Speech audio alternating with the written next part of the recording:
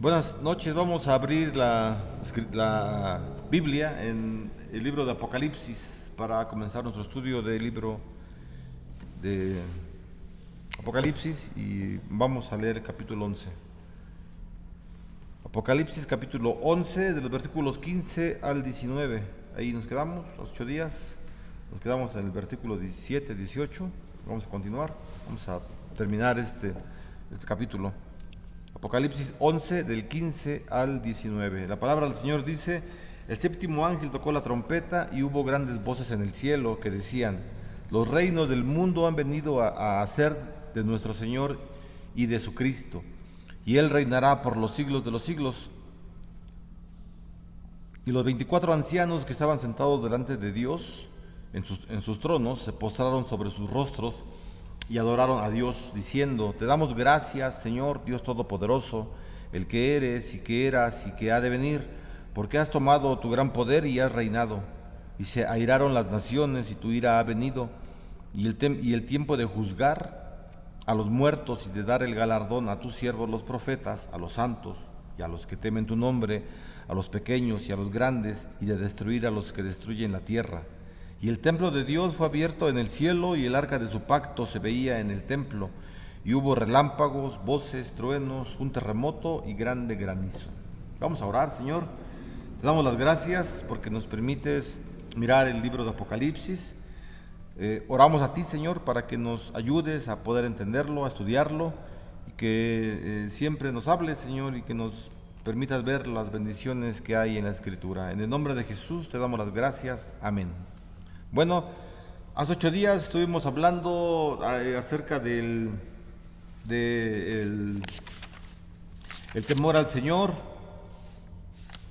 Estábamos hablando acerca de la forma en cómo es que las naciones, ¿verdad?, se enojan en contra del Señor por lo que Él manifiesta, ¿verdad?, en su voluntad.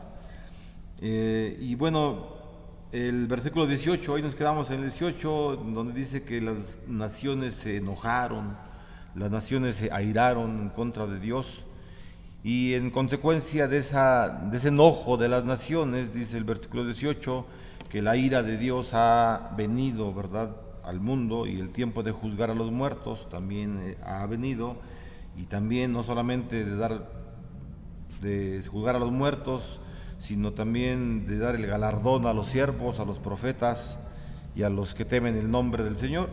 ¿De qué está hablando entonces la séptima trompeta? Estamos en el estudio de la séptima trompeta. ¿De qué habla la séptima trompeta? Habla acerca del juicio final, ¿verdad?, de los últimos tiempos. Ya también lo comentamos hace 8 días, estoy haciendo nada más para un resumen muy breve de lo último que dijimos hace 8 días. Y decíamos que el trasfondo, ¿verdad?, del versículo 18, el trasfondo es el Salmo número 2, en donde el Salmo 2 nos dice, ¿verdad?, que las naciones se enojaron, se airaron en contra del ungido de Dios, en contra de Cristo, ¿verdad? Claro. Entonces, el Salmo 2 es la presentación de la justicia de Cristo, de la ira de Dios y del enojo de las naciones. Y ese es el trasfondo del versículo 18, que dice: se airaron las naciones y tu ira ha venido al mundo. Este enojo, ¿verdad?, de Dios, esta ira de Dios difiere mucho del enojo humano. También lo decíamos 8 días. El enojo humano va dirigido a destruir el reino, ¿verdad?, la creación de Dios, y principalmente a destruir todo lo que es santo, ¿verdad? Ese es el enojo humano, y hay muchas personas, ¿verdad?, que la intención es destruir la iglesia, literalmente, ¿verdad?, y diciéndolo de una forma tal como es. En todos los tiempos ha habido, ¿verdad?, y tienen esa intención de destruir todo lo que es santo, todo lo que es apartado para el Señor. Y la diferencia, ¿verdad?, entre el enojo humano y el enojo de Dios es que Dios dirige esta venganza o su enojo contra las naciones para someterlas a la justicia y al fin al que están destinados. Esto es muy diferente, ¿verdad? O sea, el Señor emite su enojo o deja que su ira sea manifestada con la finalidad de que los inconversos pues lo encuentren a Él, ¿verdad? Dios dice que Él no quiere que nadie se pierda, sino que todos le busquen, ¿verdad? Entonces, esa es la finalidad. Entonces son enojos distintos. El enojo del hombre es para destruir a lo creado por el Señor, principalmente lo santo, la iglesia, y el enojo de Dios es para traerlos a Él, para darles salvación. O sea, es misericordia finalmente, ¿verdad? Se manifiesta como ira divina, pero el trasfondo de esta ira divina es el amor de Dios, en donde Él los quiere atraer, ¿verdad? Para que encuentren este arrepentimiento. Dice también el versículo, y ha llegado, estamos en el versículo 18, ¿verdad? Dice, y ha llegado el tiempo de juzgar a los muertos. Entonces Juan alude al día exacto del juicio final. Estamos en la séptima trompeta, hermanos, ¿verdad? Y también estábamos viendo, ¿verdad?, que el sexto sello, que está en capítulo 6, versículo 17, ya no lo vamos a leer porque ya lo vimos 8 días.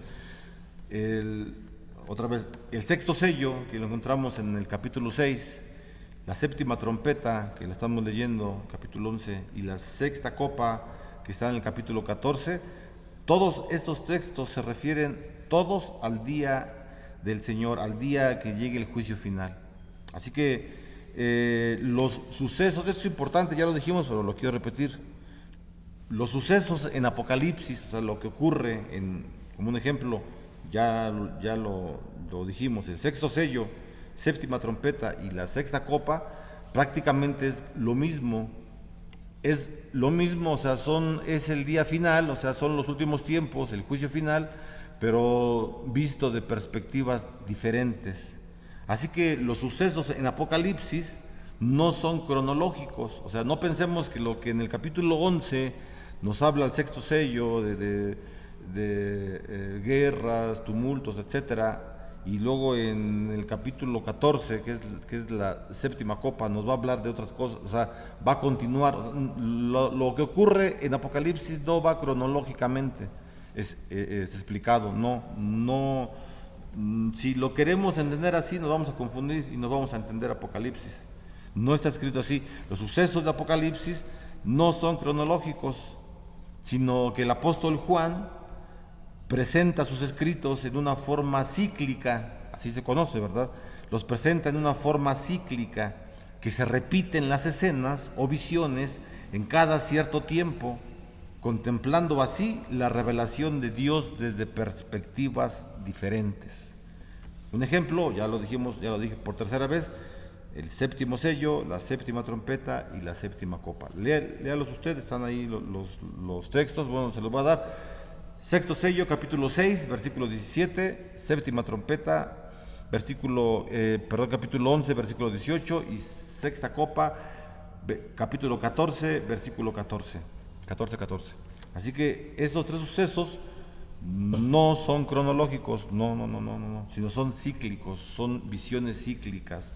Es como los evangelios, para que se entienda mejor. Es como los evangelios sinópticos, ¿verdad? Que son Mateo, Marcos y Lucas. Juan no es sinóptico, no, únicamente Mateo, Marcos, Lucas. Esos tres evangelios se llaman sinópticos, ¿verdad? Porque se parecen mucho en sí. Usted recuerda cuando íbamos en la primaria que la maestra nos decía, a ver, hagan un cuadro sinóptico del mar. Y entonces poníamos una estrella de mar, agua, cielo, gaviotas, arena, todo lo que hay en el mar. Ese es un cuadro sinóptico, cosas que se parecen, ¿verdad? O sea, que tienen relación una con otra. Los evangelios sinópticos se llaman así sinópticos porque se parecen muchísimo. Mateo y Marcos principalmente, o sea, casi se repite lo mismo. Entonces, se parecen mucho, pero dan perspectivas diferentes. O sea, Mateo presenta, por ejemplo, en el nacimiento de Jesús. Mateo presenta el nacimiento de Jesús y hay pastores. Los que están en el pesebre con Jesús, hay pastores. Mateo no habla de ángeles, Lucas sí habla de ángeles y no habla de pastores. Entonces, ambos están bien. son perspectivas diferentes, ¿verdad? Un pastor ponía otro ejemplo, es como cuando ocurre un accidente en la carretera. Hay un choque de dos autos y entonces llegan tres periodistas, ¿verdad? Y cada uno se pone en un ángulo diferente. Bueno, cuatro periodistas y cada uno se pone en cada uno de los ángulos, ¿verdad? Norte, sur, este y oeste. El que está en el norte no va a ver lo que ve el sur, o sea, en la parte sur. Entonces, lo que está en la parte sur describe el choque como lo ve él, y el que está en la parte norte lo describe como lo ve él, el este y el oeste lo mismo. Así entonces es como se presenta, bueno, son ejemplos pues para que entendamos cómo Juan presenta los sucesos que ocurren en Apocalipsis. No son cronológicos, o sea, no van en tiempo, cronológicamente hablando, no, sino son cíclicos, son eventos cíclicos que se presentan de una manera en una parte y en el otro capítulo es el mismo suceso, pero de una manera diferente. Creo que ya se entendió, ¿verdad? A veces me dicen que repito mucho las cosas, pero a mí me gusta entenderlo así. Entonces, yo sé que usted la entiende a la primera, perdón si lo repetí 3, 4 veces, pero pues es un estudio y queremos que, bueno, yo deseo que se entienda bien el libro de Apocalipsis, ¿verdad? A veces decimos, no, Apocalipsis no lo voy a leer porque ni le entiendo y como que me da miedo. ¿Cómo le va a dar miedo la palabra de Dios? Yo he oído así a cristianos que dicen, no, es que me da miedo Apocalipsis, por eso no lo leo. Está usted loco, hermano, ¿cómo le va a dar miedo la palabra de Dios? Bueno, continuamos con nuestro libro de Apocalipsis. Está diciendo entonces Juan, ¿verdad? Que esta revelación que Dios tiene, ¿verdad? Y que se permite que Juan está viendo es para que la iglesia tenga siempre esta seguridad y la confianza que a pesar que sean tiempos difíciles, los últimos tiempos, el juicio final, la iglesia será siempre reservada, ¿verdad? Para la bendición que Dios tiene para ella, que es la vida eterna. Bueno, dice la palabra, ¿verdad? En el versículo 18, no hemos terminado, dice, y de dar tiempo, o sea, es tiempo, en la segunda parte, es tiempo de dar galardón a tus siervos, los profetas, a los santos y a los que temen tu nombre, a los pequeños y a los grandes. Así que la recompensa llega como un don de Dios, ¿verdad? Este versículo 18 dice, o sea, aparte de que las naciones se airaron, y que la ira llegó en contra de ellas, viene la ira del Señor, les da lo que merece las naciones, pero no solamente hace eso, sino que a todos los que le sirvieron a Dios, a todos los fieles, les da sus galardones, ¿verdad? Eso es lo que dice. Entonces ocurren dos cosas, estamos viendo los tiempos finales. Esto es lo que va a ocurrir, o sea, no es una historia, lo que estamos leyendo no es un cuento, no es una historia para entretenernos, y ay, pues híjole, sí, va a ser bien feo, y no es lo que va a ocurrir. Esto va a ocurrir. ¿Cuándo? Pues no lo sabemos. No sabemos cuándo va a ocurrir esto, nadie lo sabe. Solamente Dios sabe cuándo va a ocurrir, pero va a ocurrir. O sea, tiene que ocurrir esto porque está escrito, ¿verdad? Y bueno, habla de la venganza del Señor o de la ira del Señor, de la justicia del Señor, que abajo de todo ello hay amor del Señor para traer a las naciones. Habla también de los galardones que se dan a los santos, a los fieles del Señor, las recompensas, ¿verdad? Llega como un don de Dios, como un don inmerecido. ¿Qué es un don? Es un regalo, ¿verdad? Un regalo inmerecido de Dios. No merecíamos realmente este regalo, pero el Señor nos lo da a nosotros. Y lo da a todos los que son fieles, ¿verdad? A todos en el Antiguo Testamento y el Nuevo Testamento. Aquí está hablando de la iglesia en general, desde Génesis hasta Apocalipsis, todo este tiempo, ¿verdad? Hay también doctrinas en la iglesia cristiana, lamentablemente, doctrinas erróneas, ¿verdad?, que enseñan que Israel tendrá un premio especial como nación. Eso no sé de dónde lo sacan, pero eso lo enseñan, que Israel como nación va a ser recompensada de una manera muy especial, más que a todas las naciones. No, aquí habla de todas las gentes que vivieron en el Antiguo Testamento y después de Jesús, y todos aquellos que creímos en Cristo como nuestro Señor y Salvador. Está hablando de las recompensas. ¿Cuáles son las recompensas? Galardones, lo que Dios pone en nosotros, ¿verdad? Pensamos en cómo eran galardonados los atletas, ¿verdad? En Grecia, en los tiempos bíblicos, se les ponían las coronas de laureles en la cabeza, ¿verdad? Simbolizando la victoria que ellos habían conseguido. Bueno, en Apocalipsis encontramos en el capítulo 4 o 5 que la iglesia, que está representada por los 24 ancianos, están en sus tronos con sus coronas. Ellos se levantan del trono, se quitan las coronas y se las entregan a Cristo. Así que todas las victorias que tuvieron en tierra estas personas no son de ellos, son de Cristo. Y eso es humildad para el cristiano. Reconocer que lo que él logra, que lo que él puede obtener como una victoria humana no es de él, sino es del Señor. Entonces yo entendí, ¿verdad?, como es que un pastor hace mucho tiempo, cuando yo empezaba en la iglesia, oraba el pastor y decía, el pastor era mi pastor, y él hacía campañas evangelistas, le gustaba evangelizar, salir a las calles, hacer campañas, y él oraba. Yo recuerdo que él oraba oraba así más o menos y decía: Señor, dame la victoria, Señor, en esta campaña evangelística, dame la victoria, Señor. Y yo a veces pensaba, ay, qué pastor más egocéntrico, ¿no? ¿Cómo le pide la victoria? Y no, o sea, finalmente esa victoria, y él lo hacía así, teniendo este conocimiento, que la victoria que él tuviera, él se la iba a entregar al Señor cuando estuviera en su presencia. Y bueno, él ya murió hace unos años y creo que ya ocurrió esto, ¿verdad? Las victorias que él tuvo, que fueron muchas, porque fue un muy buen pastor, y tuvo muchas buenas obras que hizo para la iglesia. Creo yo que todas esas victorias, ya las ha entregado a Cristo, porque realmente son de él, son de Cristo. Pero el Señor nos da galardones, de verdad, su iglesia nos recompensa, pero las recompensas son de él, son de él. Y eso es importante que lo sepa la iglesia, ¿verdad? Así que aquí en el versículo 18, Juan está diciendo, ¿verdad?, que es el tiempo de dar galardón a tus siervos, los profetas, a los santos y a los que temen tu nombre, a los pequeños y a los grandes. Así que la recompensa es un regalo inmerecido de Dios a todos los que son fieles, ¿verdad?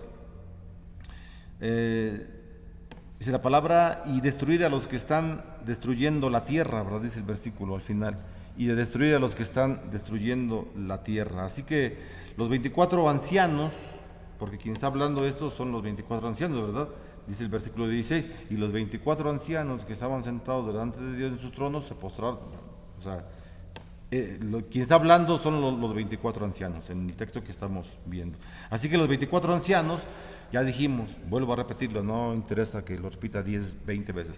Los 24 ancianos están representando a la iglesia que está ya en presencia del Señor. En otras palabras, los 24 ancianos es toda la iglesia que ya está en la presencia del Señor, que murió en Cristo y que están ya en el cielo, en el lugar santísimo, como le quiera usted decir, en la presencia de Dios, delante del trono de la gracia, etcétera, etcétera. Son ellos los que están hablando aquí en Apocalipsis capítulo 11, versículo 18. Los 24 ancianos o toda la iglesia que está delante del Señor piden a Dios que Dios sea quien destruya a los malvados que se dedican a arruinar a la iglesia, a los malvados que se dedican a arruinar moralmente, no solamente a la iglesia, sino a los habitantes de la tierra. Y hay muchos. O sea, aquí no está hablando solamente de la iglesia, sino de todo el mundo. Mucha gente, ¿verdad? Muchos. Hay dos ejemplos: Nerón, Hitler, solamente. Y antes de él, pues otros, ¿verdad? Alejandro Magno, Nabucodonosor, Artajerjes, hombres malvados. Bueno, el salmista pide eso, que la ira del Señor esté contra esas personas, contra los malvados que se dedican a arruinar moralmente a los habitantes de la tierra. Y la ira de Dios entonces cae sobre los que desvían a las personas, y la ira de Dios cae sobre ellos directamente, ¿verdad? Versículo 19, estamos ya finalizando el capítulo 11, dice el versículo 19: y el templo de Dios fue abierto en el cielo, y el arca de su pacto, aquí se menciona el pacto, qué interesante, ¿verdad? Y el arca de su pacto, se veía en el templo. El arca se veía en el templo. y hubo relámpagos, voces, truenos, un terremoto y grande granizo. Dice el versículo 19 que se abrió el templo, ¿verdad? Se abrió el templo y el arca se veía. El arca del pacto se veía. Es decir, las promesas de Dios se veían para la iglesia. Las bendiciones de Dios que conlleva el pacto se veían. O sea, son manifiestas. Allí están para la iglesia. Todas las bendiciones de Dios. La doctrina, porque esta sí es una doctrina bíblica del pacto, nos menciona todas las bendiciones que Dios le ha dado ya a la iglesia y que la iglesia ya ha recibido. Y aquí entonces lo miramos, ¿verdad? Estamos en los últimos tiempos, estamos leyendo un suceso de los últimos tiempos, lo que va a ocurrir cuando venga Jesús por segunda vez, en el juicio final. Y esto es lo que va a ocurrir entonces.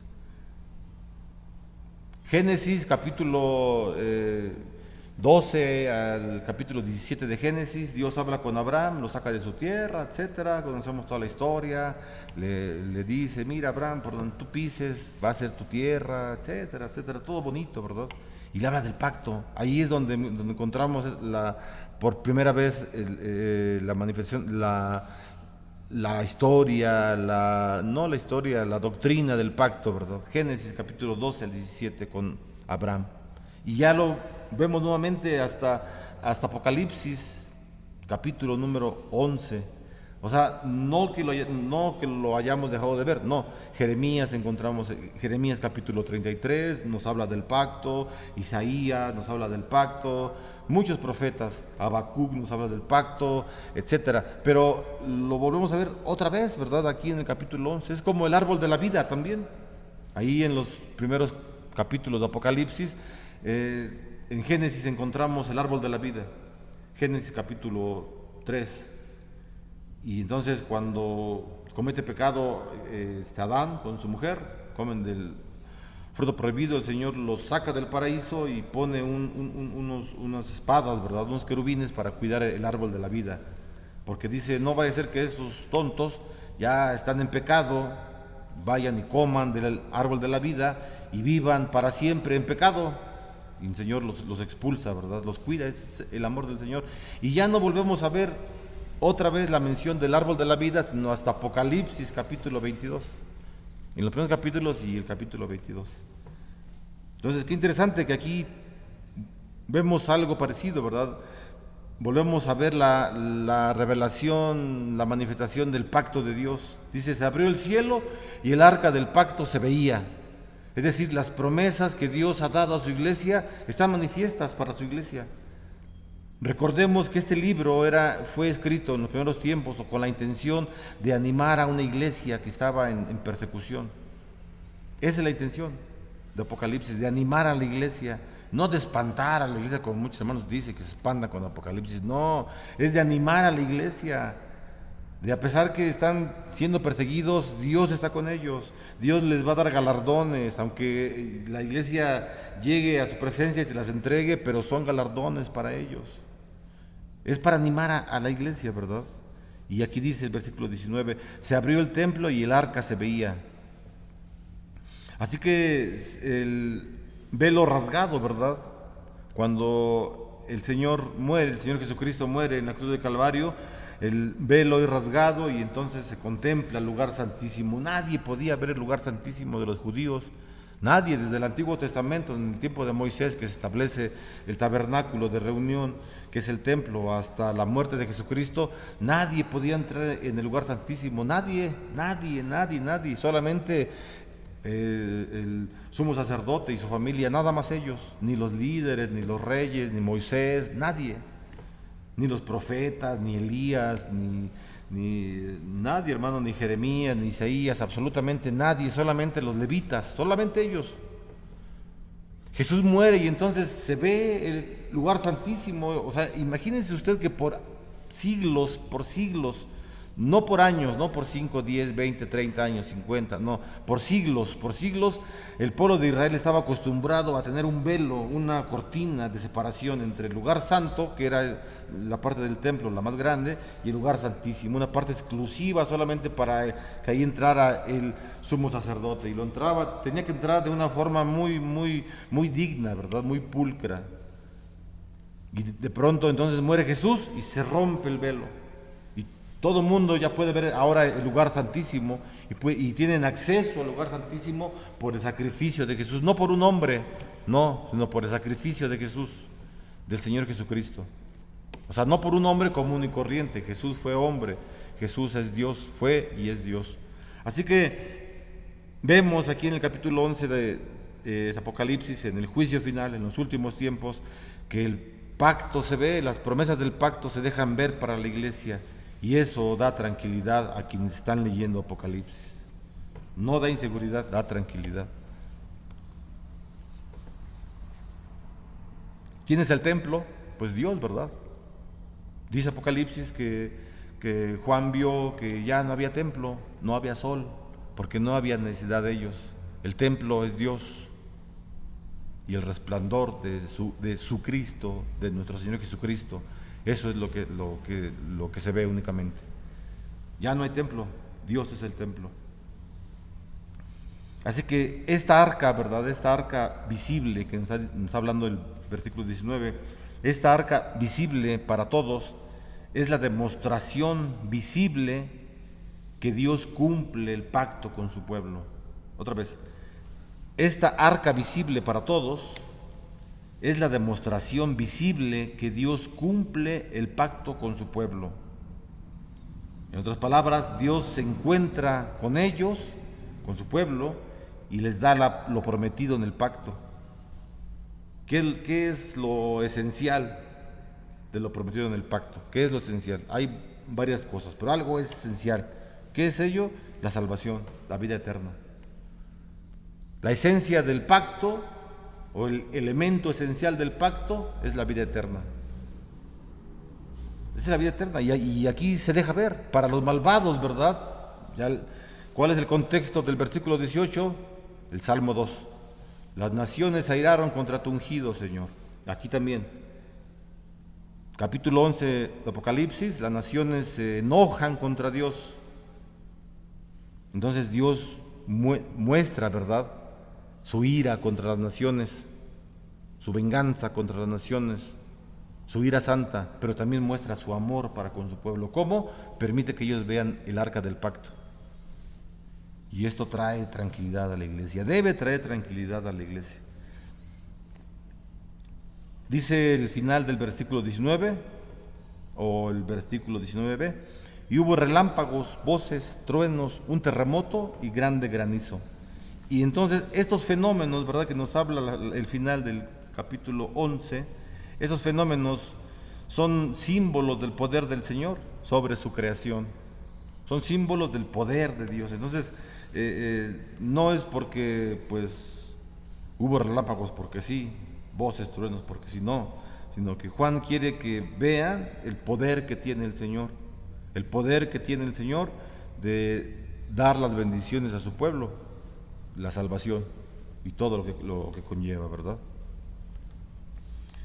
Hasta aquí entonces, hermanos, hasta aquí, hasta el capítulo 11, Juan describe el fin del tiempo, y el capítulo número 12 describe una mujer y el nacimiento de un niño varón, un nuevo ciclo,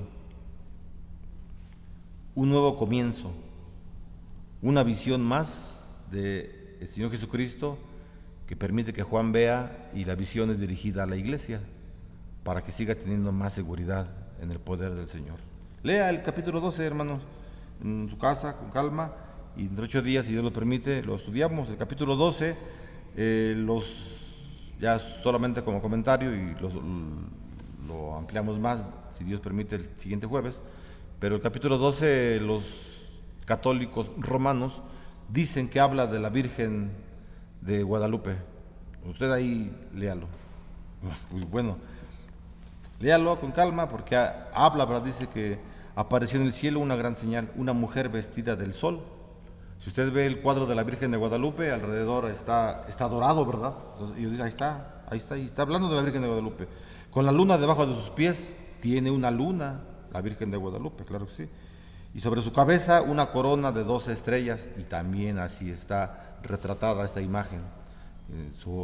Una corona y arriba tiene 12 estrellas. Y dicen, ahí está la Virgen de Guadalupe. Crean en la Virgen de Guadalupe, vayan a la villita. Vamos a ver entre 8 días si es la Virgen de Guadalupe o no. Vamos a orar, hermanos, al Señor para terminar. Señor, te damos gracias por tu palabra. Gracias porque nos permites estudiarla, Señor. Te pedimos que nos des pues más entendimiento, Señor, día a día que leamos tu palabra. No solo Apocalipsis, toda la Escritura. Que nos ayude, Señor, porque pues sin ti no podemos entender lo escrito, Señor. Podemos entenderlo intelectualmente, aprenderlo de memoria, Señor. Pero necesitamos de tu Espíritu para que nos reveles tú lo que realmente está escrito en la palabra y que sea siempre de bendición para nuestra vida. Te lo pedimos y te damos gracias en el nombre de Jesús, nuestro Salvador. Amén. Hermano, reciba la bendición del Señor, que la gracia del Señor Jesucristo, el amor de Dios y la comunión con su Espíritu Santo sean hoy y siempre con cada uno de ustedes y sus familias. Amén.